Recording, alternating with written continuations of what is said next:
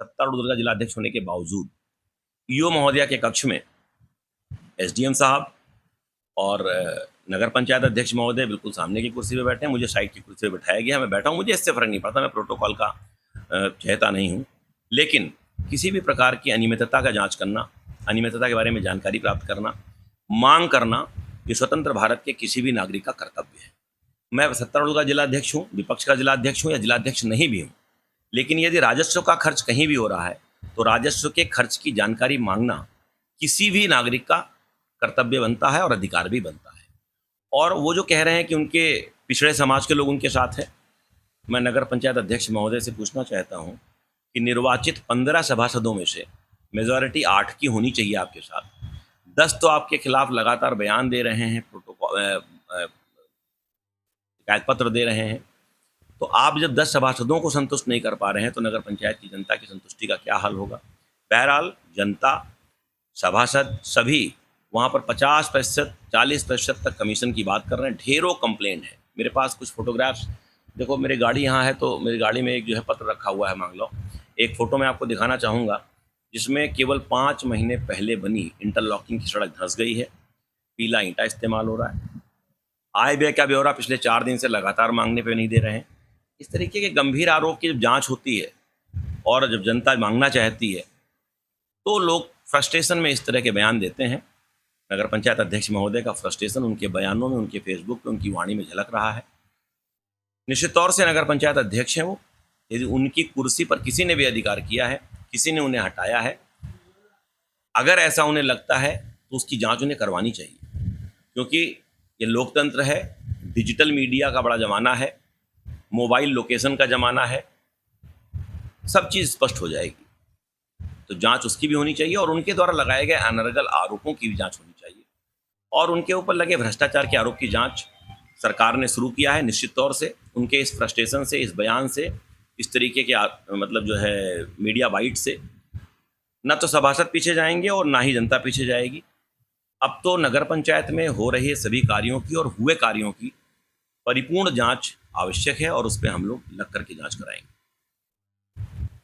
धमकी वाला जो प्रश्न था, इस पूरे प्रकरण में मैंने जितनी बात बताई, तो जब मैं उनसे दूसरी बार मिल रहा हूँ, आज तक टेलीफोन कॉल डिटेल्स तो निकाली जा सकती है, मैंने उनके या उनके किसी जानने वाले के टेलीफोन पर जवाब नहीं किया, मैं मिला ही नहीं उनसे। ये देखिए, अगर आप देख सकें, आपके कैमरे में अगर आ रहा हो, तो ये एक इंटरलॉकिंग की सड़क है, आप इसको ज़रूर देखिए। ये मात्र 5 महीने पहले बनी सड़क है जो इस तरह धंस गई है।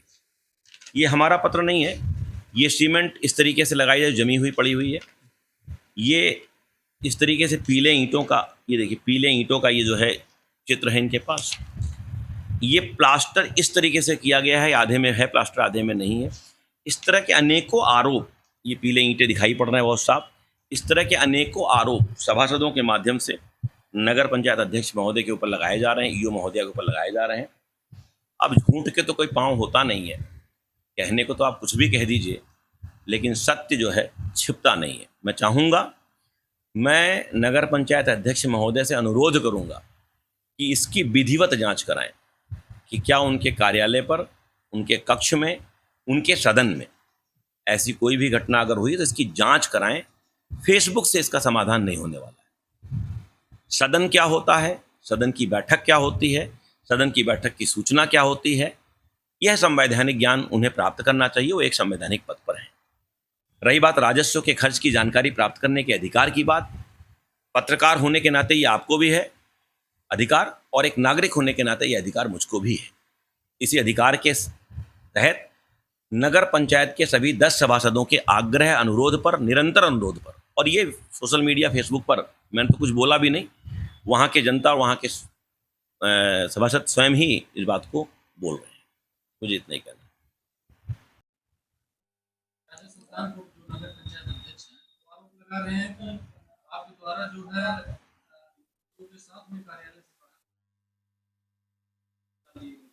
बेबुनियाद है उनका आरोप, झूठा आरोप लगा रहे हैं।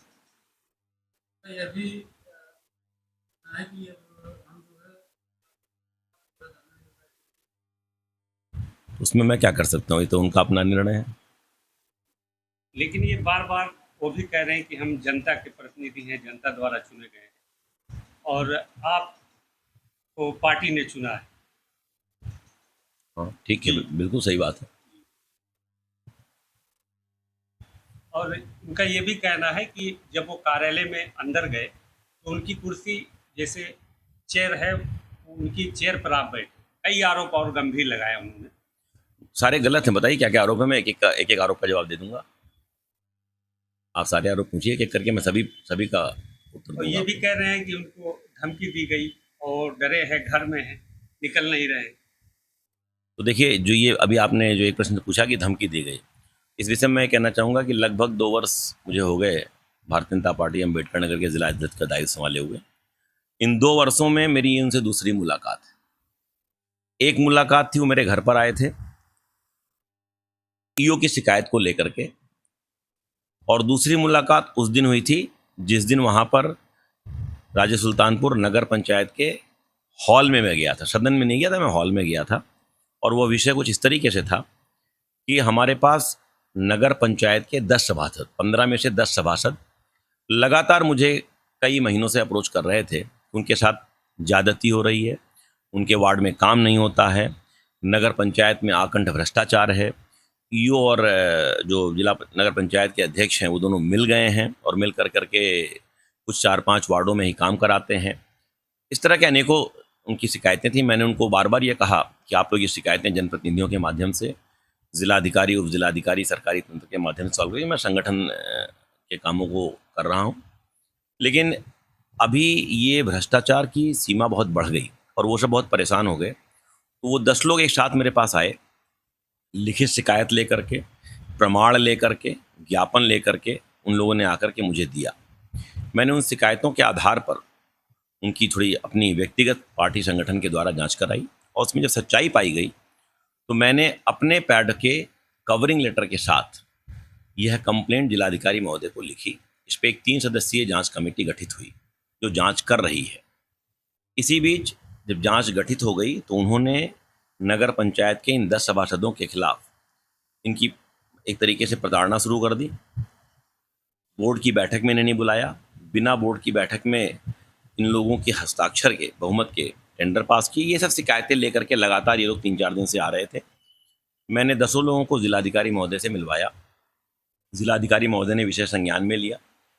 सभासदों की एक बड़ी मांग ये थी कि नगर पंचायत में आय व्यय का ब्यौरा पाना उनका हक है। विगत 6-7 महीने से ज़्यादा समय से ये लोग आय व्यय का ब्यौरा मांग रहे हैं और वो आय व्यय का ब्यौरा भी नहीं दे रहे हैं।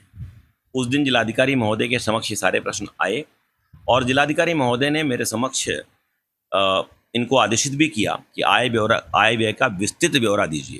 लेकिन तब से लेकर आज चौथा दिन है, मैं लगातार इसको व्हाट्सएप पे भेजता भी हूँ, लेकिन अभी भी आय व्यय का ब्यौरा नहीं दे पा रहे हैं। क्योंकि आय व्यय जो हो चुका उसको बनाने की आवश्यकता नहीं है, यदि उसको बनाया जा रहा है इसका सीधा मतलब उसको मैनिपुलेट किया जा रहा है।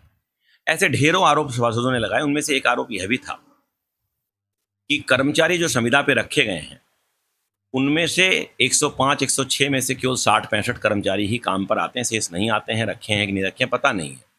उसमें एक नगर पंचायत अध्यक्ष के शायद साले साहब, ऐसा उनका आरोप था।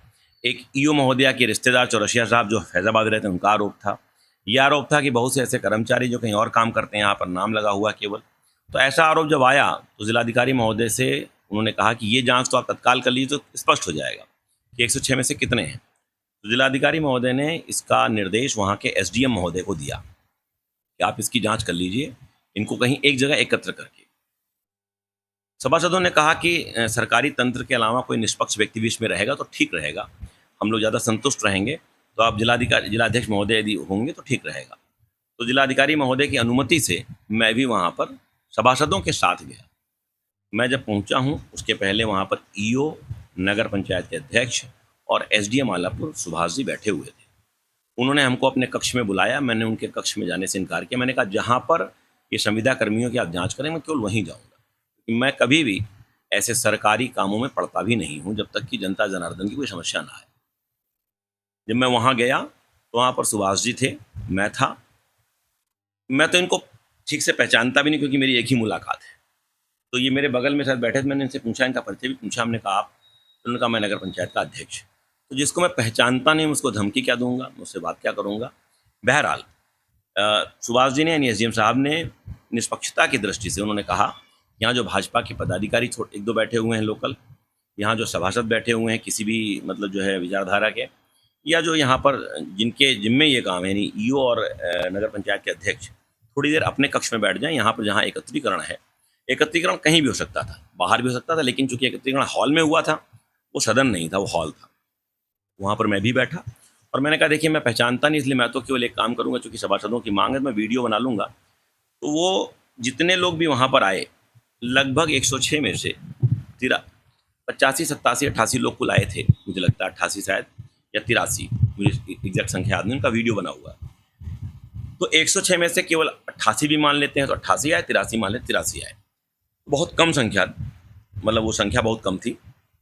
साथ ही साथ उन 88 में से केवल 13 ऐसे लोग थे जिनके पास आई कार्ड था, यानी शेष बिना आई कार्ड के थे। तो सच्चाई क्या भगवान जाने कि वो कर्मचारी थे भी कि नहीं थे। उसी में एक कर्मचारी ऐसा है जो सभासदों के नाम पर वहाँ सदन में भी बैठते हैं और उनकी पत्नी सभासद है इसलिए वहाँ बैठते हैं, और वो स्वयं कंप्यूटर के ऑपरेटर भी हैं। इसके अलावा अनेकों शिकायतें थीं, उन शिकायतों को जानने के लिए वहाँ पर जो ये सभासद हैं लगातार प्रयासरत थे उनको करने के लिए। मैं तो केवल एक पर्टिकुलर विषय पे वहाँ चला गया था और उसके बाद वहाँ से मैं चला आया। जो इनका आरोप है कि मैंने इनको